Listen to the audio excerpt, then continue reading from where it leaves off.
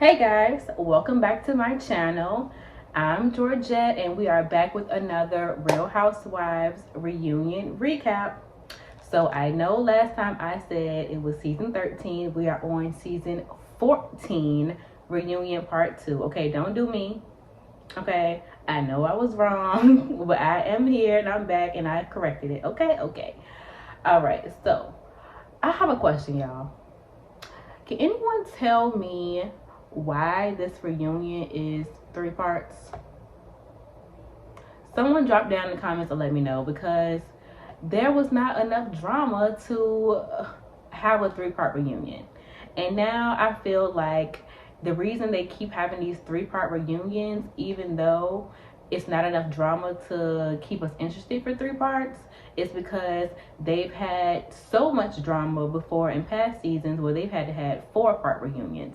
So it seems like to me, to go down now to 2 parts or something like that would be to say, okay, yeah, it wasn't enough drama. That would be like a clear statement. It was not enough drama for us to have 3 parts, so we're going back to 2 parts.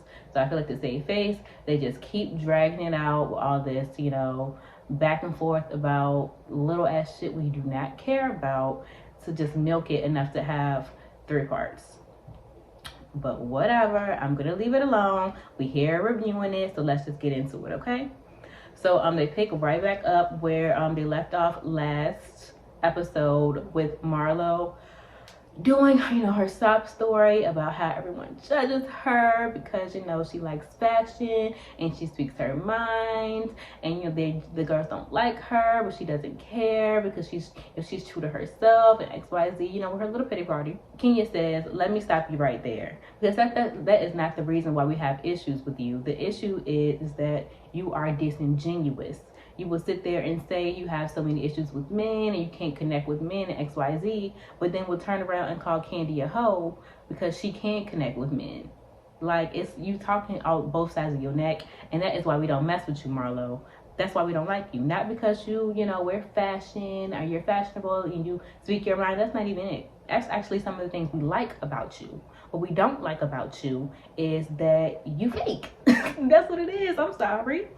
Sonya speaks up for Marlo, basically saying, I know other people have had issue with her, but I haven't had any issues with her. She's been a great friend to me. And of course, you and Marlo are great friends. Y'all created an alliance because neither one of y'all really could get anybody else on y'all side this season. So y'all had to have each other's back, so that way y'all could both come back for next season. Y'all are not low, but okay, that's real cute, Sonya. Stick up for your friend. Okay, whatever. So Drew speaks up next, and she's like, she wants to, be in a better place with Marlo, but she can't. It seems like they, just keep having some type of issue to get to a better place. And Marlo says, she has been there for Marlo says she's been there for Drew. Drew has even called her crying, talking about Ralph, and Drew's like, why would you even say that? This is what we're talking about, Marlo. Just if I call you crying about my man, I don't need you to say that on camera to prove how good of a friend you've been to me. I should be able to determine that myself. Just because it didn't happen on camera doesn't mean you got to spray me to the world telling everybody that you've been there for me. This is our problem with you, Marlo. You want to do something good for somebody and then throw it back in their face later, basically saying, I have a nigga friend. And then she's like, oh, well, and Drew's like, okay, well, I just want to see more of that. I want to be able to, trust you. And Marlo's like, well, you can't trust me because I'm not a liar. And I'm like, how are you going to tell this girl that you want to be there for her and be her friend, but in the same breath shade her by basically saying you're not, basically saying I'm not a liar like you? Because last part of the reunion, people, Sheree and I think Sonya were saying that she was a liar. So how are you going to shade her in the same breath by basically saying, oh yeah, well, I'm not a liar like you, so you can't trust me? Girl, if you don't get away from me. So Andy asked Marlo about the break-in at her house, and Marlo basically says, it was extremely scary. They heard something downstairs. The boys started screaming, and she started basically cursing out the intruders, I guess, probably saying that she was gonna blow their head off or something if they came up there, and they got scared and ran off. Andy asked Kenya why she made that tweet, basically saying that Marlo was fake because she withheld information from them. Kenya says that, well, she was, worried about Marlo and her nephews, but she also wanted for everyone to be able to get on a group chat together or a group FaceTime together and be able to go over, ways to keep each other safe, because it seemed like a lot of people have been getting their homes broken into. And I agree with Kenya on that sentiment, because it does seem like a lot of reality TV people from Bravo, VH1, and just a lot of celebrities in general, rappers, all types of people have been getting their homes broken into. And I do think social media plays a part into it. I think how much they show on the show as far as like their homes and their neighborhoods and the places they're going and where they're moving to and what their cars look like and all that type of stuff does add to the fact that you are showing too much of your life and your home and where you live, and that could lead to people trying to come and take your stuff. So I definitely think they should have been able to come to some type of thing to keep each other safe, because it's like every scene, in my opinion, they keep showing like the whole house, the neighborhood. If you are from Atlanta, you would be able to know what neighborhood that is. Like if someone was filming something here in Richmond, Virginia, and they showed like a bunch of different, shots and angles of stuff, I would be able to tell, the location of where you at. So I definitely feel like they should be able to come together and maybe tell production or something like that, hey, can you not film certain places, or can you not do something like that to figure out how to keep each other safe? I don't know necessarily if it was fake. I think what she was saying is you didn't want to get on the group FaceTime with us, but she was trying to go to Sheree house and going on interviews and stuff like that and sharing all the personal details, but she didn't want to come tell us no personal details. And even if the police did say, oh yeah, keep it to yourself or something like that, you didn't do that. You went and told Sheree. So if you could go and tell Sheree all the details, why couldn't you come together with us and share some of the details with us so we could all be safe? So I definitely understand what Kenya was saying when it came to that, but I do think a lot of times Kenya goes about it the wrong way, and it makes her seem like the villain. And honestly, a lot of us don't like Marlo, so it's like I'm not going to keep looking at Kenya as the villain, even though in previous seasons she has been. I'm not going to look at every situation with Marlo and be like, oh yeah, Kenya's just being mean. Kenya's just being mean. I don't think that when it comes to Marlo specifically, I don't think that Kenya's just be picking with her like she does with other people. So Andy asked Marlo about her kicking the boys out and basically saying, that she wanted them to get the fuck out. And Marlo says that she thinks it's the way she worded it that basically sounded so bad. She thinks it was the fact that she said, I told them to get out. That's what sounded so bad to everybody. Well, she thinks the way she words things. And I was right with Kenya when Kenya wrote her ass, because no, girl, what is not clicking with you? That is not the problem that we had with you. The problem that we had, just like Andy follows up and says, is that it does not land with us what you are saying about your childhood trauma and how, you felt so traumatized when you came home and these people basically told you had to go, and then you came home and told the boys that they had to go. It does not make sense, Marlo. It doesn't land with us. And then Candy piggybacks and says, like you were just saying that how after you felt like you had your forever home and they kicked you out that last time, you felt like that started your spiral of criminal behavior and acting out and stuff like that. So why would you put your nephews through the same trauma that you went through that basically started you on the pathway of acting out?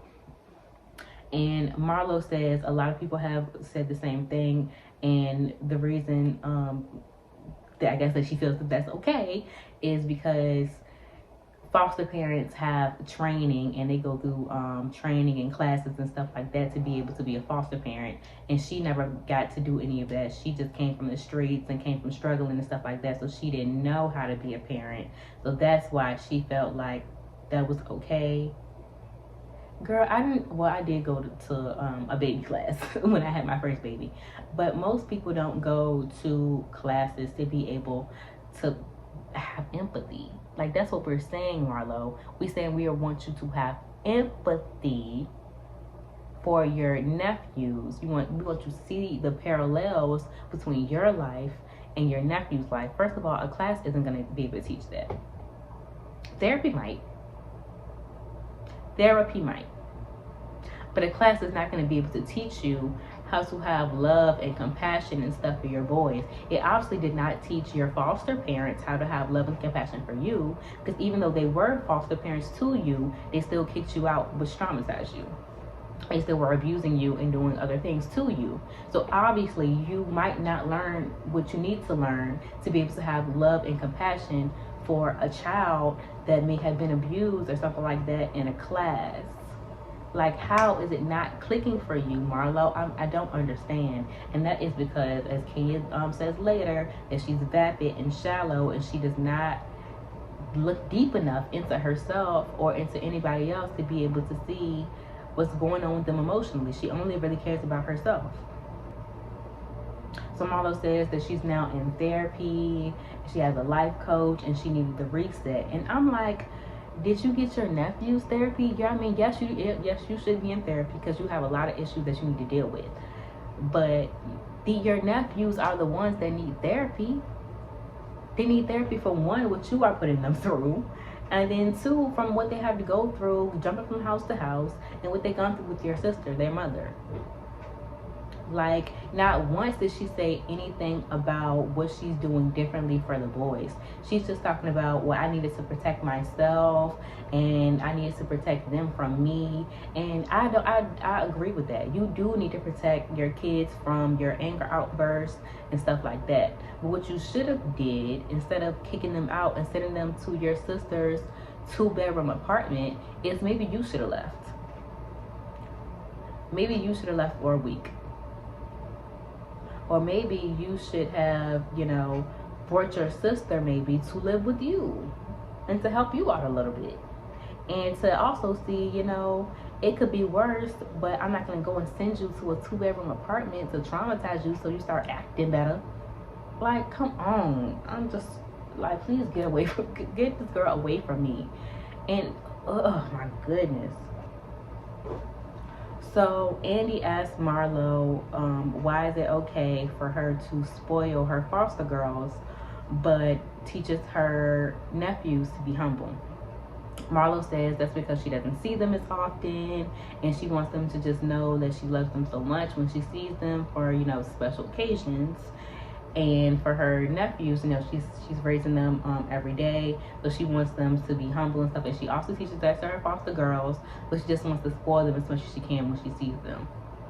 In my opinion, the reason that she wants her nephews to be more humble is because she wants them to be grateful that she took them in. She doesn't want to see them acting out. She doesn't care that they have their own emotional needs, just like most parents.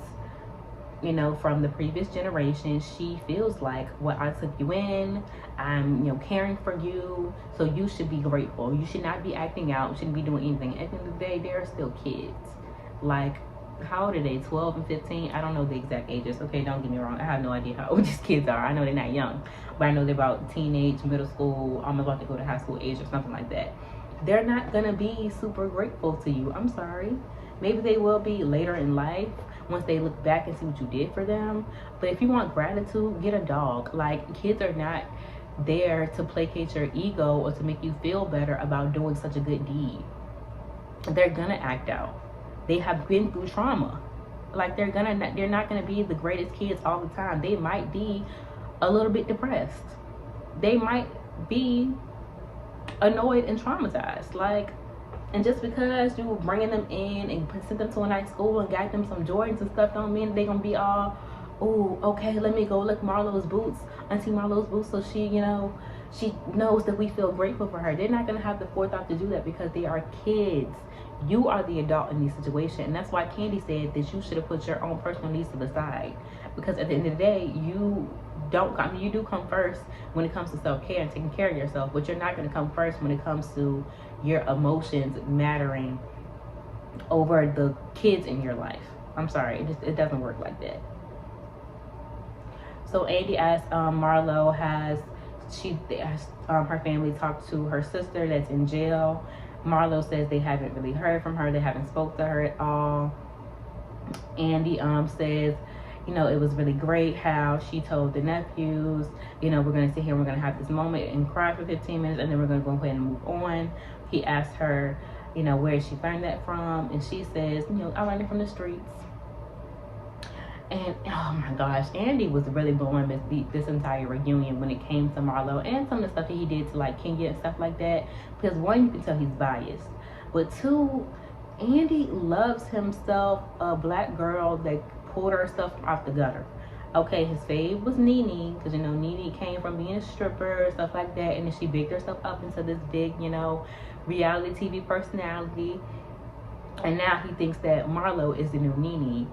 She came from all this trauma, XYZ. Oh my gosh, you did it, girl. You did it, girl. And just like somebody, I don't know who the guy was on Watch What Happens Live. I only seen like a clip on OMFG reality TV. But basically, he was saying like, I think it's your white guilt. Why you mess with Marlo so hard? I think it's your white guilt. From the fact that you grew up great and she didn't, you're white, she's black, because Marlo is manipulative. She's been using this stuff against us, her childhood trauma this entire season. This is not the first time we've heard these things about what happened to Marlo, and I'm not saying that she should just not talk about it ever, but you cannot keep using it as a silver bullet to make everyone feel sorry for you. I do not care. I don't want to hear it. I'm sorry. And then Kenya geeked me. She was talking about interrupted. Can I get a tissue? Andy is like, oh, well, are you tearing up? Are you getting emotional? Kenya's like, no, my nose is running. No, thank you. Like, she is not getting the Emmy for Best Actress today. Sorry, I'm here. Like, no, I'm not feeling sad or sorry for Marlo. Her little prepared speech about her trauma is not getting to me. I'm sorry. I don't care. Like, she's sitting there with the still face like, okay, yeah, she's hurt. Yeah, she's sad. Boo-hoo. Can I play the violin for you? I don't care. So now they talk about how the producers have been shading them this entire season, and that's the one thing I can say I loved about this season with this one and Married to Medicine. One thing they're gonna do is they're gonna roll that clip on you, baby. Okay, they gonna flash back to when you said that. Like, oh, I never said that. Yes, you did. Yes, you did. You said this many times. You went around and you talked to this many people about it. Yes, you did, boo. We was there and we got the footage. Okay, we're not gonna just wait to the reunion to play all these receipts. No, we're gonna play it right here during the episode. You said you ain't say what? You said you ain't say huh? What? You said you ain't say that? Okay, because here go the receipt. Here go the receipt right here. Here go right here. So then Andy asked, is it more pressure to be honest when you know that the producers are gonna basically run the footage on you if you lie? And Marlo's like, oh yes, it's a lot more pressure. It's a lot more pressure to be honest. And that's how you know that Marlo is just a fucking liar. Excuse my language. She's just a liar. Because at the end of the day, it's a difference between you saying, oh yeah, I don't remember saying that, and you really don't remember saying it, and you just saying, whatever comes off, whatever hurtful thing comes off the top of your head, and then you using I don't remember that, or I said that, as like a silver bullet to be able to be like, oh well, yeah, you should just forgive me because I don't even remember saying that for real. Like, no, you remember saying it, you meant to say it, and now you want to backtrack and take it back because you know that was rude as fuck. No. There's a difference between you saying that you don't remember something and you just lying. And just like Kenya said, some people, you, Marlo, just want to lie. You just want to be able to say whatever you want to say and have no consequences. And that is not how this reality TV game works, okay? That's not how this works. Run footage, play with it, play what she said that. Because what you're not going to do is play in my face and try to gaslight me, Drew and Ralph, to make me believe something that's not true. So then Andy asked Drew how Ralph felt about the whole gaslighting movie they made about Ralph, and Drew says he was really hurt by it, and because that was really a lot. That was so much. That was just, oh my god, that was a lot. And basically Andy asked Drew how does she feel like Ralph gaslights her. And she really is just like, well, I didn't really think that before, but then after I looked at the definition, then I'm like, oh, that sounds familiar. So yeah, we had to address that, but that's how that's how marriage works. We move forward, we push through things. Baby, no, I'm not married. But y'all are not gonna sit here and tell me that that's how a marriage works. Well, we just gonna push through. You gaslighting me. Gaslighting means you are basically changing the narrative of something that happened to make me feel like I'm crazy, or to make me think that I didn't, I didn't remember a situation the way it happened correctly, or something like that. Like it basically means that you're trying to make me feel crazy. Like you basically telling lies, trying to spin a narrative and make me feel crazy. And you're trying to tell me that that's something normal to work through in a marriage. So it's normal for you to be manipulating me? Drew. Mm-mm. Mm-mm. Mm-mm. Mm-mm. Go away from me with that.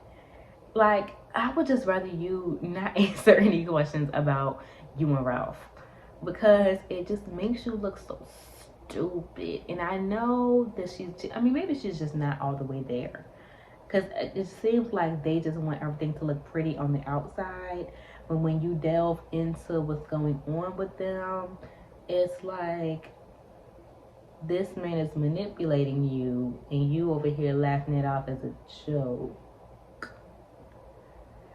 Okay, girl, if you like it, I love it, and let's just go ahead and move on.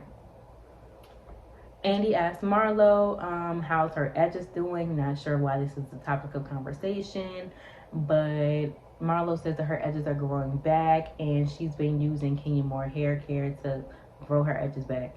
Marlo, please stop kissing Kenya's ass. Can you please stop? Can you remove your lips from this lady's ass crack? Because she's not going to be your friend again. It doesn't matter how much you want to lick her boots the way you did Nene. She's not going to be cool with you again. This lady brought a marching band into your wig event screaming Kenya Moore hair care, and you are going to go and promote her products and saying that you've been using them. Can you please, is it surgically, are they surgically implanted into Kenya Moore's ass, and that's why you keep saying she got a fake booty? Because you be down there kissing it? Like, she's not gonna be your friend again. Let's let it go. So Andy goes ahead and he moves on to Kenya. He asks everybody, have they noticed a change in Kenya? Everyone says yes. They said Kenya has been more light, more fun. And basically Andy asks Kenya, why is that? Kenya says, she's just been on a high from Dancing with the Stars. And Dancing with the Stars really helped her connect with her late grandmother, because she used to always dance for her grandma. So it really made her feel like they were connecting while she was on the stage dancing, and it really just helped her whole energy and her mood. And I really do. First of all, I have really seen a change in Kenya this season. This is the first season I've even liked Kenya. Like, I've never been a Kenya fan. Kenya is funny. She's gonna, she's the shade assassin. She's gonna read you down. But Kenya has always been the villain ever since the first season she's been on here. So I definitely have seen a change in Kenya. I don't know if y'all have watched the Awesome Girls trip. They go on the cast trip with people from the other franchises for about a week.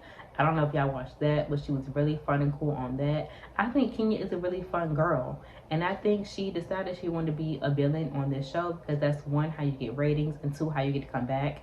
And Kenya knows that. Kenya is smart. So I think that is, why we didn't like her on the show. And I also think that Kenya doesn't have anybody to really fight with this season. Number one, Drew is going to play the victim anytime you come at her. Sonya and Sheree are really not formidable opponents. Candy is her friend. That's her good girlfriend for real. And Marlo is not worth her energy to really be fighting with for real. So I really feel like, Kenya was just like, okay, I'm just going to be myself on this season. I've, solidified my place. for a peach, you know, for the next however many more seasons I want to be on this show. So I'm just gonna go ahead and I'm gonna just, you know, I'm gonna be myself. And when I feel like clocking in and giving y'all some good drama, that's what I'm gonna do. And also, I think that her not being with Mark anymore and her having Brooklyn, because you know she's always wanted a baby. I think those two things also contributed to her being in a better state as far as, you know, her mood or her energy and stuff like that. Because it seems like Mark was really draining to her. You know, having to tiptoe around a man that's in your house, that can be very draining. And she got her baby, which she's always wanted. So I'm really glad to see that Kenya is in a much better place, because I like this side of Kenya. Like everyone was saying, drunk Kenya is I want to see more of that. You know, I want to see more of the Kenya with the heart hat on, you know, doing a renovating show or something. I want to see fun Kenya. Did y'all see her on Dancing with the Stars? Side note, she was giving it. Like, I wanted Kenya to win. I know, you know, Iman Sherpert or whatever, you know, Tiana Taylor's baby daddy or husband or whatever, I know he won, but I really felt like Kenya should win, because I always feel like the women on the women dancers, they always end up giving more on the show, and the men just be kind of like lifting them up and flying them around and swinging them and doing stuff like that. But I feel like his partner, you know, won for him, but that's neither here nor there. Then let's go ahead and get back to the show. Andy asked Kenya about her dating life. Kenya says, you know, she's just taking it slow, having fun, you know, dating, you know, in groups and group settings. She's not really dating anyone serious. And I feel like that's exactly what she should be doing right now. I don't think Kenya needs to be in a relationship with anybody. I do think Kenya's in a better mood when she's getting consistent dick. But I don't think that she has to really be in a relationship, because she's in such a like free space in her life. I don't think that she really even needs a man. And plus, she's still married. So who has time to be sitting there, you know, dealing with the divorce and then really trying to be in like a serious monogamous relationship when at the end of the day, your ex-husband or, you know, soon to be ex-husband can use that against you in court. So I don't even think it's even worth the stress of even trying to be serious with somebody. But I'm glad that she's not just, you know, cutting her off to the possibility of finding love or dating, or, you know, being with somebody or just having fun, or, you know, whatever the situation that she has going on now is. So I'm glad that Kenya's in such a great space. I love seeing this side of Kenya. Drunk Kenya's fun. You know, when Kenya was, you know, doing all the fun, you know, she was eating the lobster tail. Like, what, girl, what you doing? That shit was hilarious. It was hilarious. That actually was one of my favorite episodes of the season, when Kenya was just, you know, I am the moment. Okay, I am the moment. I don't know if she is the moment, but she definitely is extremely fun. Andy asked Sonya, did she really not understand why Kenya was so irritated with her when she kept saying something about it being a couples trip?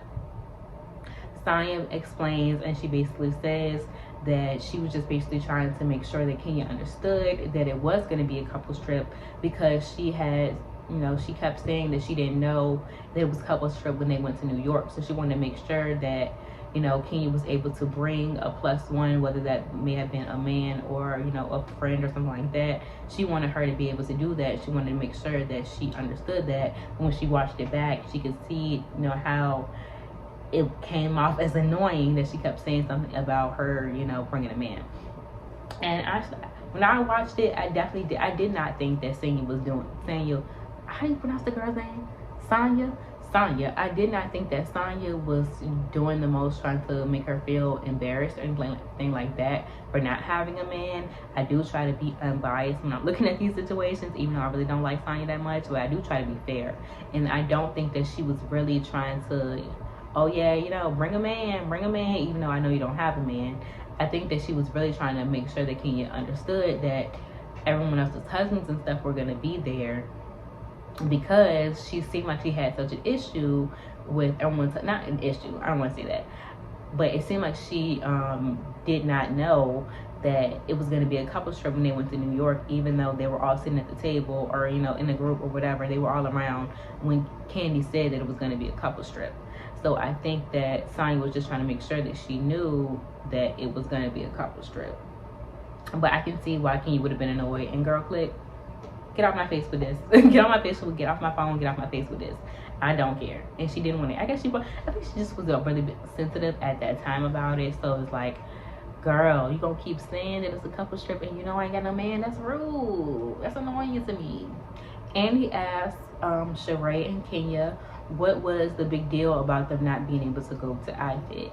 Because honestly, and I agree with Andy on this, I probably would have wanted to go to the catamaran and, you know, been on the boat and stuff like that, me personally. But Kenya says that she wanted to really make sure that she knew that Sanya was feeling supported by her because she wasn't able to go to an event the previous day.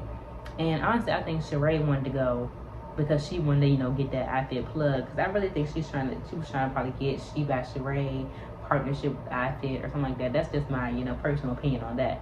But King was basically saying that she wanted to make sure Sonya knew that she was supporting her, so she wanted to go to the event. And honestly, I feel like Kenya really didn't have any reason to really be upset with Sonya like that for the iFit thing. I really think that she was just picking with her because she was annoyed. She was annoyed with the fact that, you know, she kept saying the thing about this couple's trip, and then I think she did one other thing to Kenya that Kenya probably was just like kind of annoyed with. So it's like, you know what I'm gonna do? I'm just gonna pick with this girl. I'm gonna pick this girl. And Kenya does that sometimes with people, and that's why it's like, Kenya, it's so hard to like you, because why is you doing this to this girl? And she was really in her feelings, like, oh, but you expected me to call you? And Kenya was like, yes, I expected you to call me, so you didn't have a break. She just was going at her so hard for no reason. She was really doing the most, and I feel like Kenya was just kind of picking with her at that time. So she tried to come up with a bullshit excuse so, you know, can make it kind of sound reasonable when it came to the reunion. So she basically said that she wanted to make sure Sonya felt supported by her. Whatever. Let's move on. Andy asked Sheree what did she mean by telling Sonya that she needed to stand up to Kenya. Sheree says that Kenya could be a little aggressive, and I don't know why we keep using this aggressive word when it comes to us. I don't know why we keep using this word aggressive when it comes to dark-skinned women, because we already know how that's going to turn out. But basically she says that Kenya could be a little aggressive, and the only way to kind of get her off your back is to come at her. And honestly, I feel like she should not have gave Sonya that advice, because Sonya was not prepared for Kenya. She was not prepared to come at Kenya in any type of way, so she should have just sat there and ate her food. But then Kenya called Sheree out for saying, like, oh, so you telling her that she need to call me out even though you don't really fuck with her like that, and me and you supposed to be cool? That's shady. And they were kind of, I mean, I don't really think Kenya even really cared about Sonya coming at her, because Kenya knows that this is a show. Like, Kenya is smart. She doesn't take any of this stuff personally. I really don't think she really even cares about the little, you know, back and forth things they've had going on during the season, unless you're a person like Marlo, where they take it too far and you keep talking about my mama and my baby and my husband, stuff like that. But as far as these little tips they have going back and forth, I don't think Kenya really even cares about it like that to take it into the next season. So she just was like, oh, okay, I see you, Sheree. Martell calls Sheree in the middle of them taping. Kenya snatches the phone and she's like, oh, you're gonna have to call her back. Andy gets on the phone with Martell, and but, you know, he talked to him a little bit, and then when he gets off the phone, Andy tells Sheree that he's a 10 out of 10. You know, he's so hot. And then Kenya's like, I heard that D was a 10 out of 10. I heard from a friend that D was a 10 out of 10. And I would hope that D is a 10 out of 10. I mean, Martell is fine. He might wear, you know, a size too small clothes sometimes, but I mean, Martell is fine. He has muscles, you know, things like that. He's fine. Probably is a bad person, but you know, he's fine. I hope that he is good. I hope that he is good. I hope you're getting something out of it other than the potential embarrassment, right? I hope that D is 10 out of 10.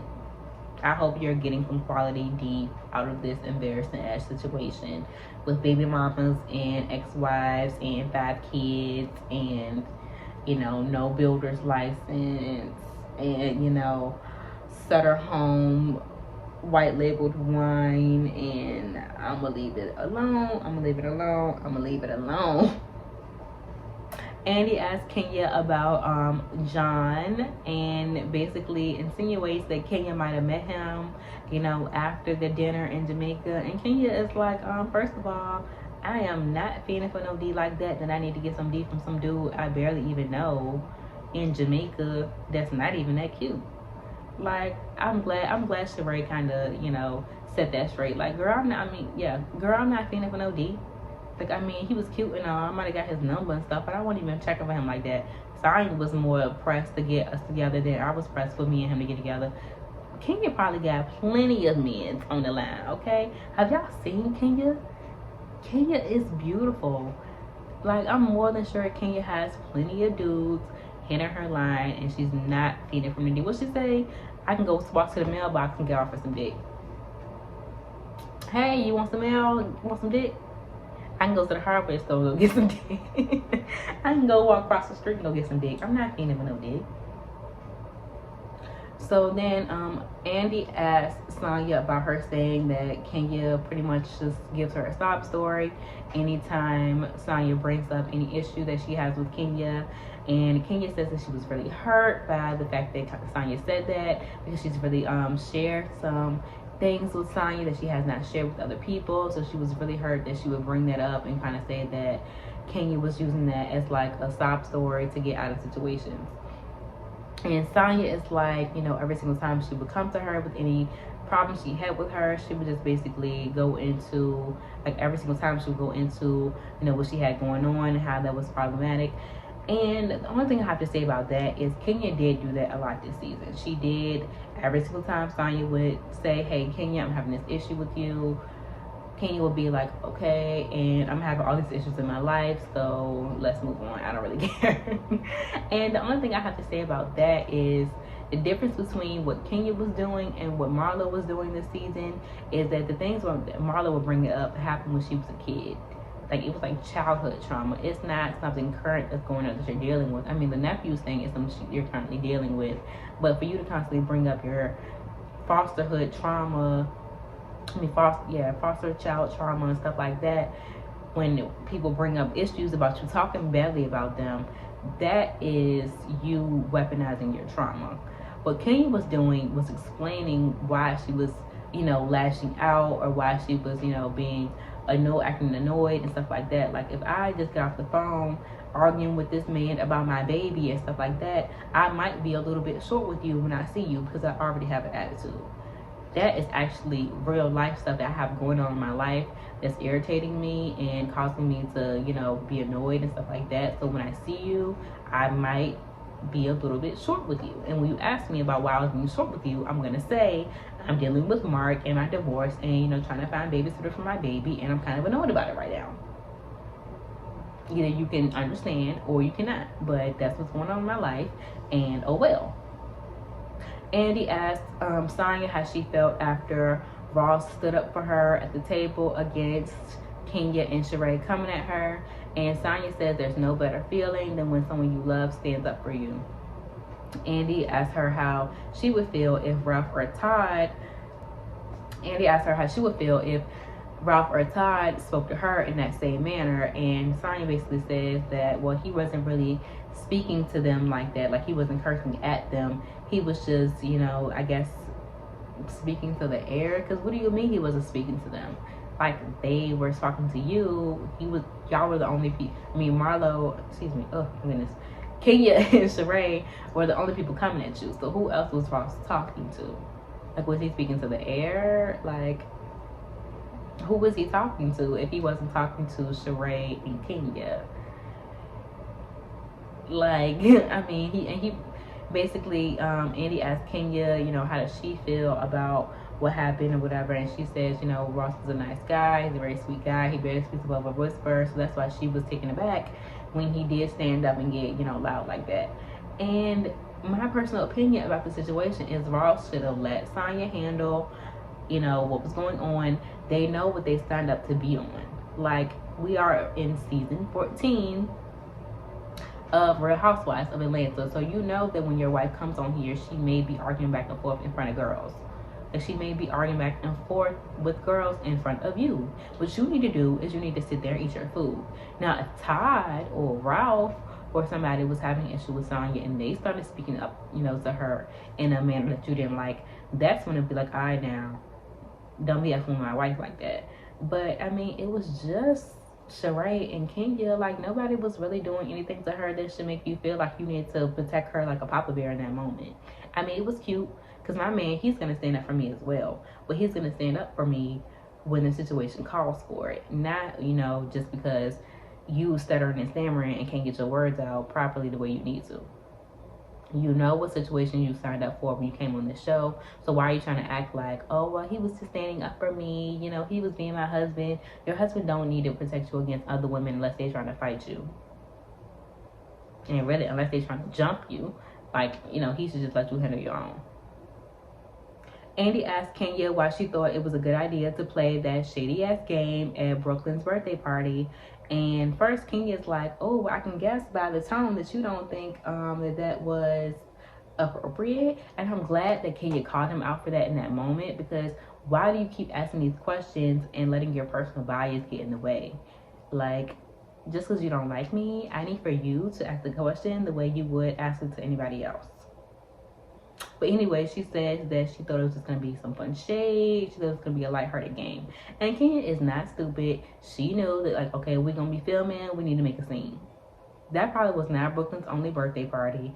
I'm sure they had, you know, the other kids are there. Other kids are, you know, parents there in the beginning. And they probably were like, okay, look, we're about to film a scene. If y'all want to stay, you can stay. If y'all want to go, y'all can go.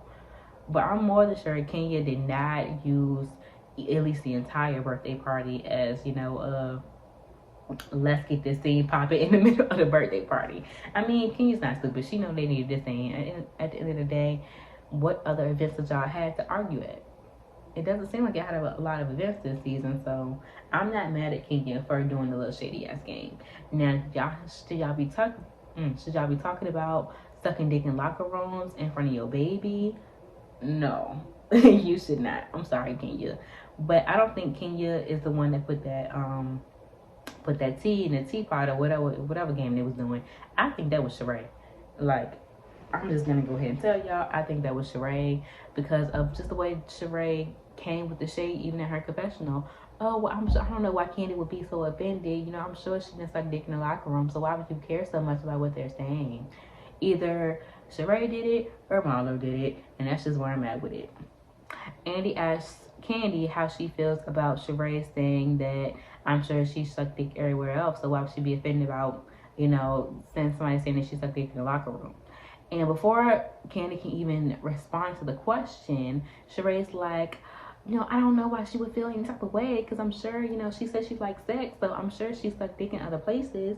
And Candy's like, well, I'm sure that you have too.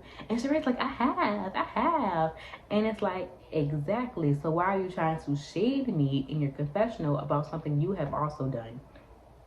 That's the point. Why are you bringing up something that you've also done and trying to say it in a shady way? We all know when we're being shady and when we're not. If you saying, oh, well, I'm so she can suck dick anywhere else, and you know that you was just sucking dick in the car, let's not bring it up. Let's not talk about it then. But what's understood what's understood does not, what's the saying? What's understood don't have to be discussed, or whatever the little saying is. Y'all know what I'm talking about. But, like, why are we talking about it if we know that we all do the same things? That sounds really stupid to me, Sheree, but it's because you were trying to shade Candy, but you don't want her to feel any type of way about, so you're trying to backtrack and do the back pedal and do that backtrack and do that backtrack, so she doesn't feel any type of way about what you were saying about her in your confessional. Okay. Andy asked Kenya, does she still feel, you know, the good energy and the glow that she had from Dancing with the Stars? And Kenya says, you know, she's that girl right now. You know, she's that girl. You know, I'm that girl right now. And I really do feel like, first of all, Kenya is that girl, has been that girl. And that's why I wish she didn't have to try so hard in her earlier seasons. But you can tell that Kenya still felt that glow just based off the way she looked at the reunion. She looked amazing, and that glow was just radiating off her. And especially with the hair being that blonde, like, the glow was just surrounding her.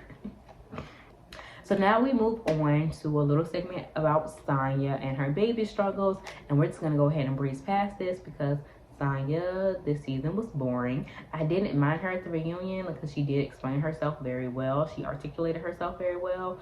But her storyline this season was boring. I don't care about them potentially having another baby. Because me personally, this is my personal opinion. Why are you so stressed and you have 9 people in your household? I don't understand that. At the end of the day, if y'all living in my household rent free and I need somebody to watch this baby real quick, y'all finna watch this baby real quick. I'm not gonna put all the all the stress of us being new parents onto my husband, and when I know that there are 7 other people in this household that can help me. I think Sonya just didn't want to have no baby, or either they were using this as a storyline, one or the two. But for you to be acting like you so stressed and there's all these people in your household, girl, I wish it was 3 other people living here just so they could help me with these kids. Because the way I would be like, all right, gotta go real quick. I'm finna run to the store. Y'all finna watch these kids? Okay, bye, gotta go. Like, for you be acting like you so stressed. Okay, girl, but whatever. It's not my life. I'm not gonna sit here and try to judge nobody, so whatever. So Andy asked Sonya, what really changed to make her want to try for the second baby with Ross. And Sonya says, she just really wanted to be heard when she was, talking about her struggles with the first baby. She just wanted to be heard by her husband. So, once he realized, she was really serious about how she felt about, her feelings. And, he might have been willing to give the baby dream up based on how she felt. That's when she felt like it was in like a safe place for her to be able to try again with him. And like, were you testing him? Because it didn't seem like he really said that he was going to change anything going forward as far as working less or helping you more or doing anything specifically that would take the stress off of your plate. It's just that he was willing to give the dream up, so then you wanted to do it? That doesn't sound right to me, Sonya, but okay. Okay, y'all, I don't know if y'all heard any screaming in the background, but that was my baby. And that's what I'm talking about, Sonya. Like, I wish I had, a few other, people in my house running around to help me go get that baby. So I definitely would have sent some of them people, staying in my house rent free to go get that baby when he was crying just now. That's what I mean, Sonya. How are you not feeling so supported when you have multiple people staying in your house either for discounted rent or free rent? How are you not feeling supported? Somebody need to hold that baby while you're working. And if somebody's not willing to hold that baby while you're working, then somebody needs to be getting out the house. Like, I'm not understanding why you're not feeling so much support and you have all these people in your house. I'm not feeling it. Andy asked Drew, does she feel like it's a wife's duty to basically do what the husband wants her to do, especially when it comes to, having babies and stuff like that? Drew says it's a husband's and a wife's duty to be able to try to make the other person happy. And Sonya says, well, then why would you double down on it when we watch What Happens Live and basically say that, if somebody else doesn't have the baby, if you don't have the baby, then somebody else will. Excuse me, not you were feeling me all on the net, sir. Jesus.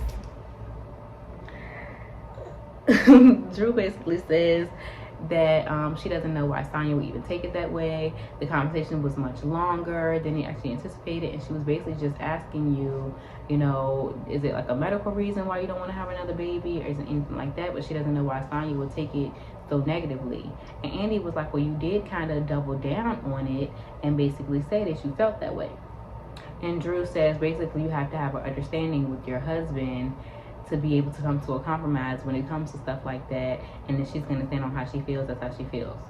And it's like, Drew, yes, you should be able to come to compromises with your husband, but not when it comes to you carrying a child that you don't want to have.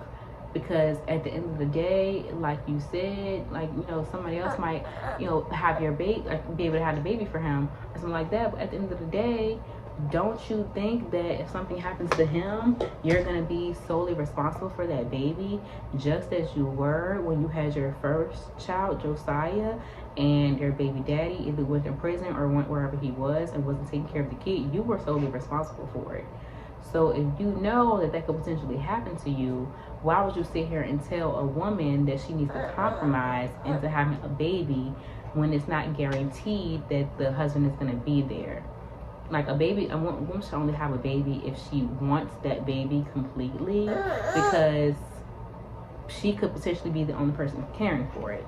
So, like, that's something that should be taken into consideration. So Andy asked Marlo and Kenya, like, what's the issue for both of them?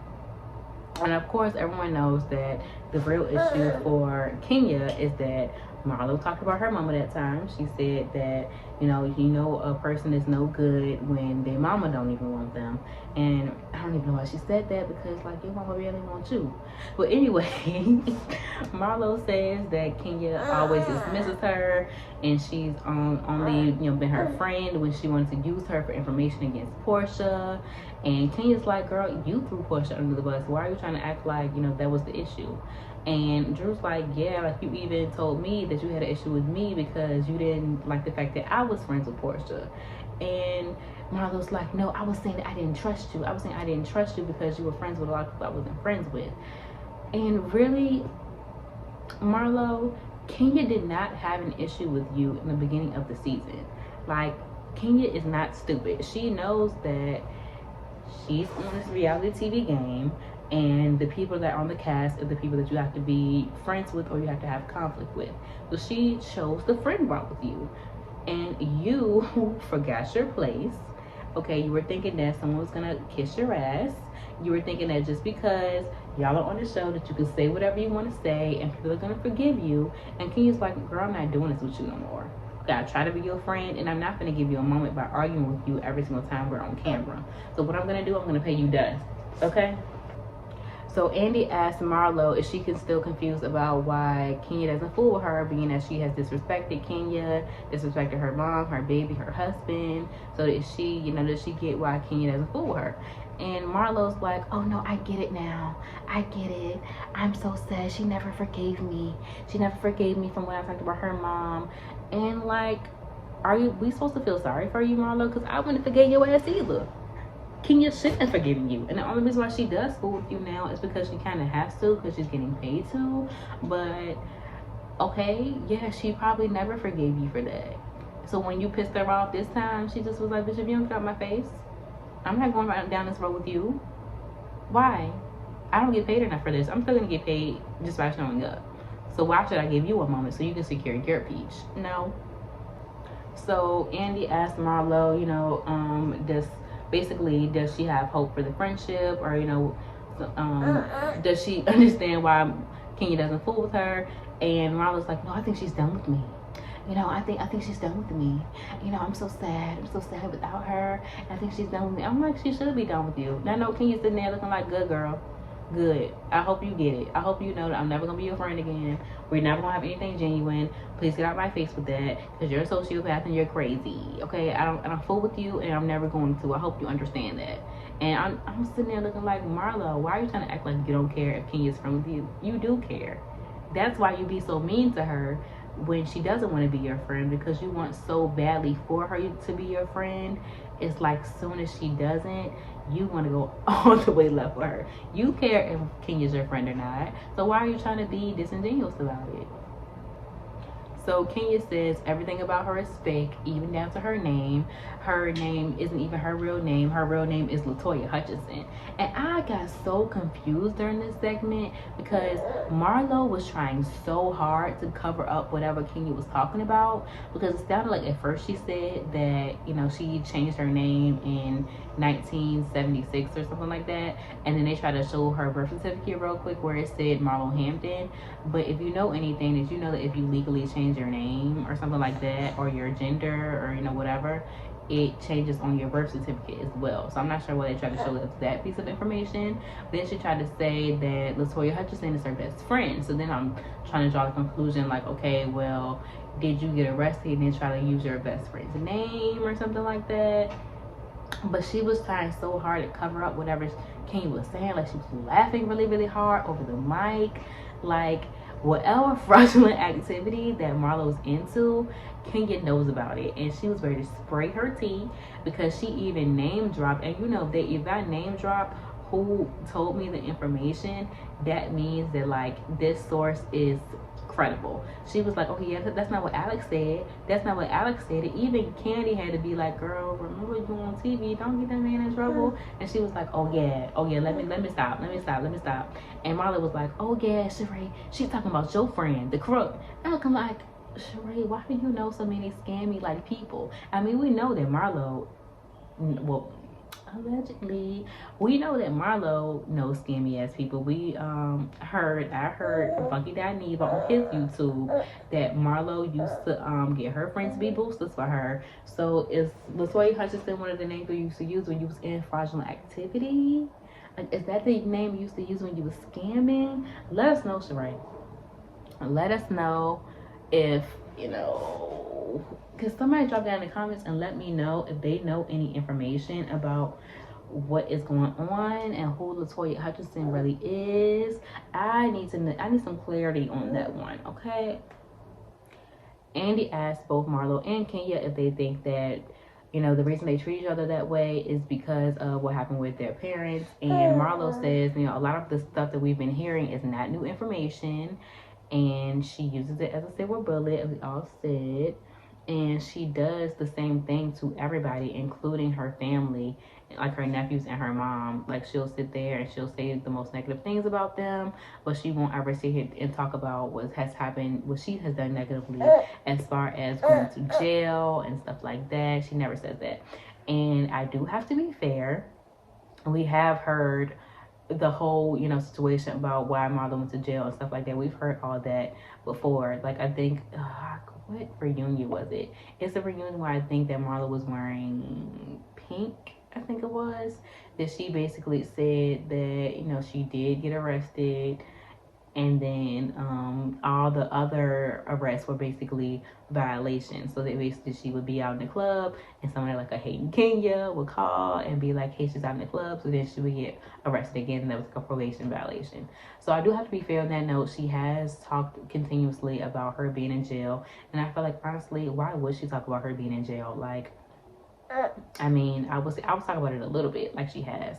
Just like with the other stuff, she talk about it a little bit, but I wouldn't make that my whole storyline, because I wouldn't want to be associated with going to jail or going to prison. Like, I don't blame Marlo for not really speaking so much about her going to jail, because at the end of the day, she did slice somebody's face up, and that makes you seem like a violent offender. I wouldn't talk about it. And I just know, if you come over here, I might got a switchblade in my purse. That's what you need to know. That's all I'm gonna tell you. Come over here and find out. That's why Kenya, I be, you know, she might do you worse than Portia did. So I might move a little. I might, you know, be a little careful how I move with Marlo, because, you know, she do seem a little bit crazy. She ain't scared to go back to jail. I don't know. Okay, so we finally move on to the most interesting topic of conversation, which is, and it's not interesting because it's actually interesting. It's only interesting because of what happened when they were talking about it. It's not interesting on its own. So don't get me wrong there. But they talk about Sheree and Drew and the whole Anthony thing. So Andy asked Sheree, why is Anthony's name saved under assistant in Sheree's phone if he never was her assistant? Sheree says it's because when she meets somebody, she just automatically saves their name under, you know, however she meets them.